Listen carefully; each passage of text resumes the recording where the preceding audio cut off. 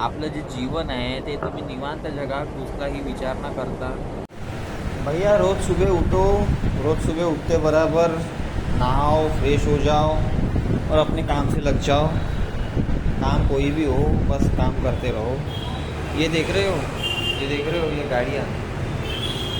गाड़ियाँ, ये मेरे हाथ में ये कपड़ा, ये पोंछ रहा हूँ मैं। और मेरा एजुकेशन हुआ है BTech in mechanical engineering. Pass out year 2024। और मुझे एक्सपीरियंस होल्डर हूँ मैं। ऑलरेडी मुझे सेल्स का एक्सपीरियंस है, प्रोडक्शन इंजीनियर का एक्सपीरियंस है। अभी ऐसे कंपनी में लगा हूँ मैं।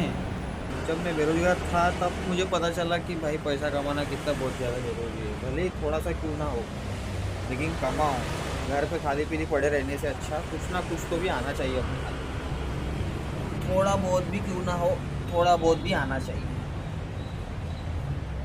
फिर चाहे कुछ भी कर लो तुम, क्योंकि तुमको कोई भी सपोर्ट नहीं करेगा। तुम्हारा भाई हो, तुम्हारे माँ बाप हो, एक बार टाइम निकलने पे तुमको कोई भी सपोर्ट नहीं करेगा। सबका ऐसा है कि अपना अपना देखो। गौतम बुद्ध ने कहा है, खुद के दीपक खुद बनो, कोई तुम्हारी हेल्प करने के लिए नहीं आएगा। वही सोच के माइंड में वही रख के बस मैं चल रहा हूँ। भले थोड़ी सी सैलरी है। अभी मुझे एरिया सेल्स मैनेजर बनना है।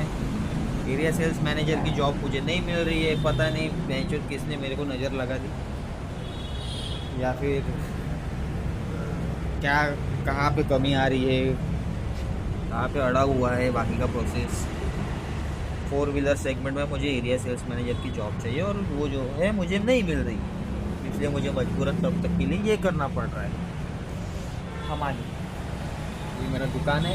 अभी वो गाड़ी पहले कोची मैंने एक्टिवा, ये वाली भी कोच की हो गई, ये वाली भी हो गई शाइन 100, और अभी हॉर्नेट भी कोच की। ठीक है, यहाँ पे मैं अकेला ही हूँ और इतना बड़ा शॉप जो मेरे को अकेले कोई संभालना पड़ता है, सेल और सर्विस दोनों भी, वो भी कम सैलरी में।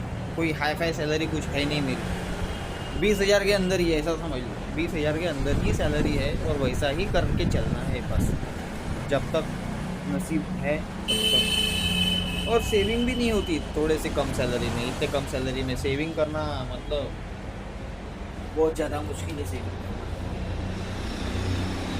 सेविंग करने के लिए जाओ, सेविंग होती नहीं, कुछ ना कुछ काम निकल आ जाता है। शर्ट फट जाती तो साला शर्ट लेने जाओ तो फिर पैंट फट जाती, पैंट लेने के लिए जाओ तो भाई जूता फट जाता। तो कहाँ से सेविंग होगी भाई, कहाँ से सेविंग होगी, तुम ही लोगों का। तो ऐसा है, इसलिए कोई भी काम कभी भी कम मत समझना। जो मिल रहा है वो कर लो बस। घर पे खाली पीली मत पड़े रहो भाई, घर पे खाली पीली मत पड़े रहो। बहुत ज़्यादा पूरा करियर का लॉस हो जाएगा तुम्हारा। ठीक है। My name is Mohit. I have done my BTech in mechanical engineering. मैंने 10th के बाद ITI किया मैकेनिक मोटर व्हीकल में। उसके बाद में सुजुकी मोटर्स गुजरात में as a fix term contract मैंने ज्वाइन किया। वहाँ पे मैंने 7 महीने की ट्रेनिंग की प्रोडक्शन डिपार्टमेंट में। उसके बाद मैंने पॉलिटेक्निक किया, डायरेक्ट सेकंड ईयर में एडमिशन करके ऑटोमोबाइल इंजीनियरिंग में। उसके बाद मैंने अप्रेंटिसशिप की MSRTC सेंट्रल वर्कशॉप में as a production engineer, junior engineer की पोस्ट है वो। और वहाँ पे मैंने काफ़ी कुछ सीखा। लेकिन उसके बाद मैंने उसके साथ साथ में बीटेक मैकेनिकल इंजीनियरिंग भी मैंने स्टार्ट कर दी पढ़ना।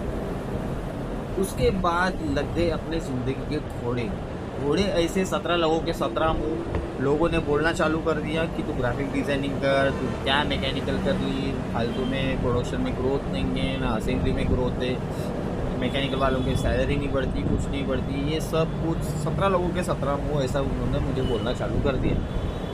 उसके बाद मैं प्रोडक्शन के लिए इधर उधर भटक रहा था। मुझे कहीं पे भी एक्सपीरियंस नहीं मिल रहा था, बिल्कुल भी ना के बराबर। जो मैंने अप्रेंटिसशिप की उसका भी एक्सपीरियंस मुझे कहीं पे भी काम नहीं आया। मैकेनिकल में ग्रोथ इसलिए नहीं है क्योंकि प्रोडक्शन जो है बहुत ज़्यादा कम होता है और मैकेनिकल वालों को सैलरी जो है एकदम ना के बराबर मिलती है। इसलिए आप मैकेनिकल इंजीनियरिंग करें ही ना। ग्रोथ होती है, स्टार्टिंग सैलरी रहती है उनकी 12 से 15,000 बस फ्रेशर को। वही अगर आप IT सेक्टर में जा रहे हो कैंपस के थ्रू, एक छोटा मोटा कोर्स करने के बाद भी आपको पैकेज मिल जाता है 3.5 या फिर 4.5 लाख। ऐसे एक्चुअल में मेरे दोस्त है यूट्यूब पे जितने भी आपको वीडियो देख रहे हैं, जितने भी लोग बोल रहे हैं मैकेनिकल करो, ये करो, फलाना ठिकाना, उन सब लफड़े में मत पड़ो भाई। गवर्नमेंट जॉब में भी इतना कंपटीशन ज़्यादा बढ़ गया है ना अभी, कि कोई भी एग्ज़ाम देने के लिए जाओ भाई, जो पेपर लीक हो जा रहा है, पेपर लीक हो जाता है, नहीं तो फिर कंपटीशन इतना हाई कि एक एक दो दो मार्क्स से बच्चे ले रहे। तो उससे अच्छा करो ही मत ना, मैकेनिकल इंजीनियरिंग करो ही मत। मैं आपको बोल दे रहा हूँ, मैकेनिकल इंजीनियरिंग मत करो। मेरे इतने साल बर्बाद हो गए, अब जाके मुझे रियलाइज़ हो रहा है कि मैंने फालतू में मैकेनिकल इंजीनियरिंग करी। अभी मैं as a salesman, automobile salesman में काम कर रहा हूँ, और वो भी विदाउट इंसेंटिव से। आपको पता है बिना इंसेंटिव से काम करना मतलब बहुत बेकार है। ना पैसा बचता है मंथ के एंड में, ना ही कुछ बचता है। काम हो गया 10-10, 11-11 घंटे में काम कर रहा हुआ। तो वैसा ही जो है आप बिल्कुल भी मत करें। मेरी आपसे हाथ जोड़ के विनंती है, जो भी बंदे मैकेनिकल लाइन में घुसना चाहते हैं, एक बार सोच समझ के घुसिए। एंड में न तो डिग्री होने के बाद आपके भी दिमाग में ख्याल आएगा कि यार पाइथन कर लेते, कोडिंग कर लेते, कुछ ना कुछ CSIT कर लेते हैं, कुछ ना कुछ तो भी ख्याल आता ही है। अच्छा पैकेज उनको ही है, मुझे पता है। भले ही ले ऑफ करती है कंपनी, लेकिन उनके पास जो है स्किल जो है वो अपग्रेड करनी पड़ती है। अगर वो अपग्रेड करते रहेंगे तो उनको अच्छा पैकेज मिलेगा। भैया अच्छे कर्म करते जाओ, फल की चिंता मत, ऐसा महाभारत में श्री कृष्ण ने कहा है। लेकिन ऐसा अगर आप करोगे तो पक्का बर्बाद हो जाओगे मेरे भाई, पक्का। दूसरी तरफ रजनी शोशो कहते हैं, अगर आप कुछ नहीं कर रहे हो तब भी लोग कहते हैं। इसलिए कुछ अच्छा अगर कह रहे हैं, कुछ काम करते करते अगर लोग आपके पीठ पीछे कुछ कह रहे हैं, तो दिक्कत वाली क्या बात है। आप तो के आपके पीछे लोग तो तभी भी कहते थे जब आप कुछ नहीं करते थे, बराबर है। बस यही सोच के मैं रिलैक्स फील होता हूँ। जब भी मैं ओशो के बारे में सुनता हूँ मुझे अच्छा लगता है, रिलैक्स फील होता है।